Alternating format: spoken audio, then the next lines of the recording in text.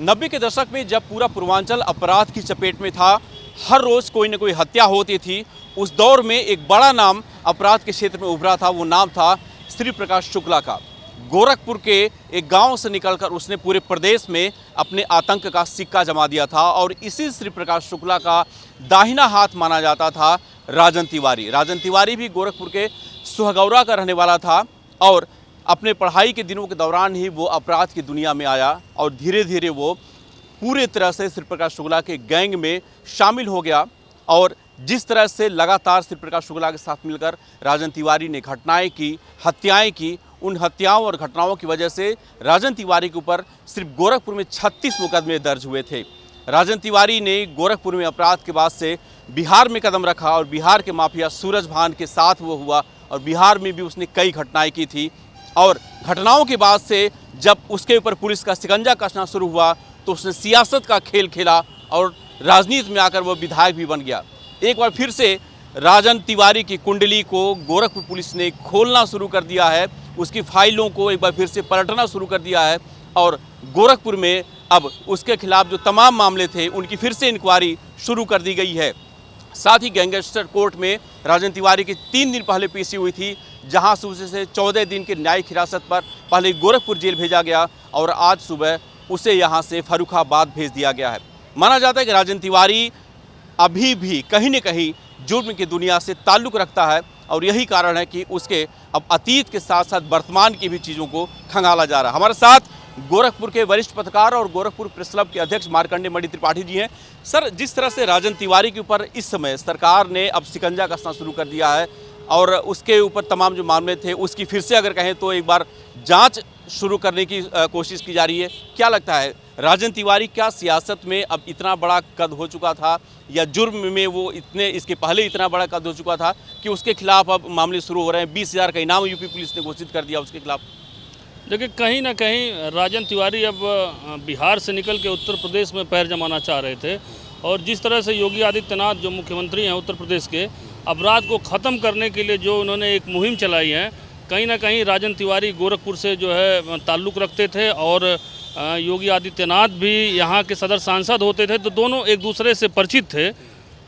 देखिए, राजन तिवारी पहली बार चर्चा में आए जब वीरेंद्र शाही जो विधायक थे उन पर उन्होंने जो है गोली चलाई थी। यही जगह ये चंद्रलोक लॉज है जहाँ पे गोली चली थी। एक मिनट हम अपने दर्शकों को पहले वो लॉज दिखा दें। ये वो शास्त्री चौक है जहाँ पे चंद्रलोक लॉज है और इसी लॉज के पास यानी कि इसी चौराहे पर वीरेंद्र शाही के ऊपर श्री प्रकाश शुक्ला, आनंद और राजन तिवारी ने मिलकर हमला किया था, जिसमें जो वीरेंद्र शाही हैं वो तो बच गए थे, बुरी तरह से घायल हुए थे, लेकिन उनका गनर मारा गया था। और ये पहली बड़ी घटना थी जो राजन तिवारी ने श्री प्रकाश शुक्ला के साथ मिलकर की थी। और वीरेंद्र शाही की अगर बात करें तो वीरेंद्र शाही और हरशंकर तिवारी की अदावत के बारे में तो पूरा देश जानता है, क्योंकि 80 के दशक में इन्हीं दोनों की अदावत की वजह से ये जो पूरा पूर्वांचल खासतौर पे गोरखपुर है ये भारत का शिकागो कहा जाता था, क्योंकि यहाँ पे अपराध काफ़ी इन दोनों गैंगों के बीच में हुआ करते थे।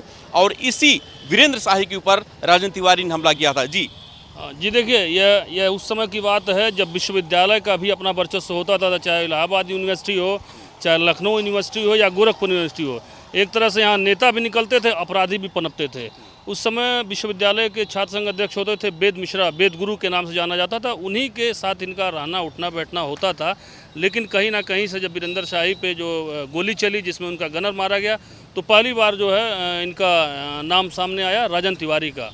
उसके बाद यह तब चर्चित हुए जब लखनऊ में AK-47 से जो है पूरा लखनऊ पूरा प्रदेश गूंज गया और वीरेंद्र शाही जो कि जो है हरशंकर तिवारी और वीरेंद्र शाही ठाकुर बनाम ब्राह्मण की जो उस समय राजनीति चलती थी, जो हत्याएं होती थीं, तो कहीं ना कहीं उस हत्या के बाद जो है इसमें मुलजिम भी बने राजन तिवारी।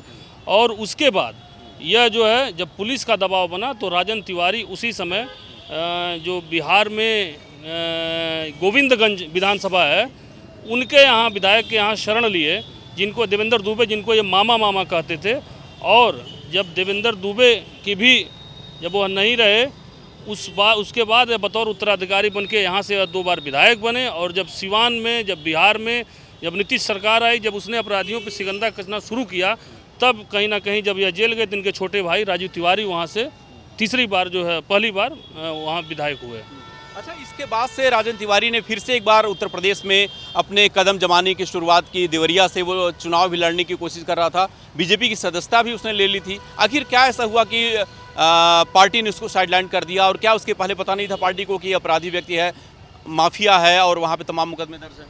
देखिए, जब इनकी ज्वाइनिंग हुई उसके पहले काफ़ी जो है राजन तिवारी उत्तर प्रदेश में धीरे धीरे अपने जड़े जमाना शुरू कर दिए थे, और नोएडा हो या फिर गोरखपुर हो, हर जगह या कहीं ना कहीं अपने लोगों के साथ इनका चलना उठना बैठना जारी रहता था। माना यह जाता है कि कलराज मिश्रा जी जो उस समय देवरिया से सदर सांसद थे, जो मंत्री थे, उन्होंने ज्वाइनिंग कराई। लेकिन जब इस बात का पता इस समय के मुख्यमंत्री योगी आदित्यनाथ जी को पता चला, तो उन्होंने भाजपा में इसका विरोध किया, और कहीं ना कहीं से योगी विरोध के नाते इनको जो है किनारे का रास्ता देखना पड़ा। अच्छा, कोर्ट ने 60 बार NBW जारी किया, लेकिन राजन तिवारी हाजिर नहीं हुआ। आखिर क्या वजह आप मानते हैं कि 60 बार क्या कोर्ट से NBW की जो नोटिस है वो पहुंच नहीं पाई राजन तिवारी तक, या फिर जानबूझकर इस पूरे कोर्ट के नोटिस को अवॉइड करता रहा और कोर्ट में पेश नहीं हुआ? देखिए, ऐसा मेरा मानना नहीं है। मुझको लगता है कि राजन तिवारी को 60 बार जो NBW हुआ उसका भी पता है, और पुलिस को भी पता है।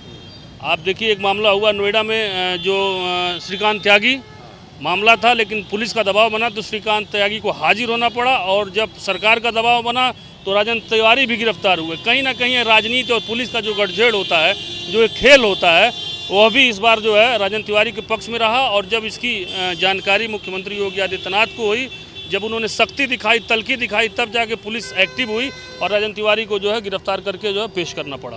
अच्छा मरकंडी जी, एक जानकारी और आपसे लेंगे कि आपने उस दौर में पत्रकारिता की है जब राजन तिवारी यहाँ पे पूरी तरह से श्री प्रकाश शुक्ला के साथ अपना गैंग चलाता था। श्री प्रकाश शुक्ला का कद तो हम सभी जानते हैं कि जराइम की दुनिया में काफ़ी ऊपर था, लोग उसके नाम से कांपते थे। राजन तिवारी का क्या कद था? श्री प्रकाश शुक्ला का वो बताया जाता है कि दाहिना हाथ माना जाता था। क्या वास्तव में ऐसा था, या फिर श्री प्रकाश शुक्ला का नाम राजन तिवारी बुनाता था? नहीं, देखिए, राजन तिवारी श्री प्रकाश शुक्ला के साथ कुछ ही चर्चित नाम रहे, वो चाहे आनंद पांडे हों, चाहे राजन तिवारी हों, या बिहार से सूरज भान हो। जो कुछ चर्चित नाम थे उसमें से उस समय राजन तिवारी का भी नाम था।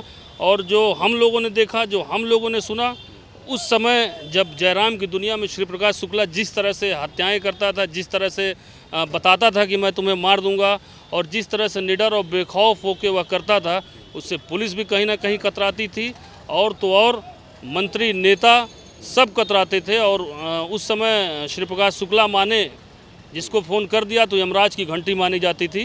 तो वैसे में अगर जो श्री प्रकाश शुक्ला के इर्द गिर्द नाम थे, जो चलते थे, जो जाने जाते थे, निश्चित तौर पे वह जो है श्री प्रकाश से कहीं उनका कम खौफ नहीं था, उनके बराबर ही खौफ था। और यह माना जाता था कि अगर यह इनके साथ हैं तो श्री प्रकाश कहीं ना कहीं पीछे है। अच्छा, यूपी और बिहार में 40 से अधिक मुकदमे राजन तिवारी के ऊपर दर्ज हैं, लेकिन तमाम मुकदमों में वो बरी कोर्ट ने उसको कर दिया। क्या इसके पीछे भी आपको लगता है कि कहीं न कहीं इसका जो एक बाहुबल वाला प्रभाव था, एक माफिया का प्रभाव था, उसकी वजह से मुकदमों से इसको बिल्कुल, देखिए, जो अपराधी जब वह वाइट कॉलर हो जाते हैं, जो राजनीति में आ जाते हैं, जिनका जो है राजनीति एक खौफ कायम करने के बाद जब वह सफ़ेद कुर्ता धारण करते हैं, तो कहीं ना कहीं गवाहों को डरा के, तोड़ मरोड़ के उनको जो है कहीं ना कहीं वह तोड़ते हैं। और उसका फ़ायदा ये होता है कि ट्रायल होते होते गवाह मुकर जाते हैं और अपराधी बरी हो जाता है। बिल्कुल, तो अगर हम पिछले 3 दशकों की बात करें तो राजन तिवारी का कद जमीन से उठकर आसमान तक पहुंच गया था। उसने सियासत में भी हाथ आजमाया, विधायक भी बना, और एक बार फिर से विधायक बनने के बाद से वो माननीय बनने के लिए बिहार के बाद यूपी में आया था। लेकिन यूपी में उसकी दाल नहीं गली, क्योंकि योगी आदित्यनाथ जो अब प्रदेश के मुखिया हैं वो जानते थे कि राजन तिवारी कौन है। राजन तिवारी उनके ही जिले से निकल करके अपराध की दुनिया में छाया था। तो ऐसे में अब जब सरकार में राजन तिवारी जैसे तमाम माफियाओं के ऊपर, तमाम बाहुबलियों के ऊपर शिकंजा कसना शुरू हुआ है, तो उस कड़ी में एक नया नाम राजन तिवारी का भी आया है। अब उसके पुराने मुकदमे सरकार खोलकर उन तमाम मामलों में एक बार फिर से देखना चाह रही है कि राजन तिवारी का इन्वॉल्वमेंट क्या था। और ख़ासतौर पे जब गैंगस्टर उसके ऊपर लगा गया था, उस मामले में जब उसकी गोरखपुर में पेशी हुई तो उसे जेल भेज दिया गया। अब राजन तिवारी के साथ के जो लोग हैं उनके ऊपर भी अब गोरखपुर पुलिस शिकंजा कसने जा रही है। साथ ही पिछले अगर हम 3 दशकों की बात करें तो राजन तिवारी ने कितनी चल अचल संपत्ति बनाई है, उसका भी ब्यौरा गोरखपुर पुलिस निकालने जा रही है। और ये माना जा रहा है कि राजन तिवारी के आने वाले जो दिन हैं वो अब बेहद बुरे बीतने वाले हैं। वीडियो जर्नलिस्ट दीपक श्रीवास्तव, न्यूज़ नेशन, गोरखपुर।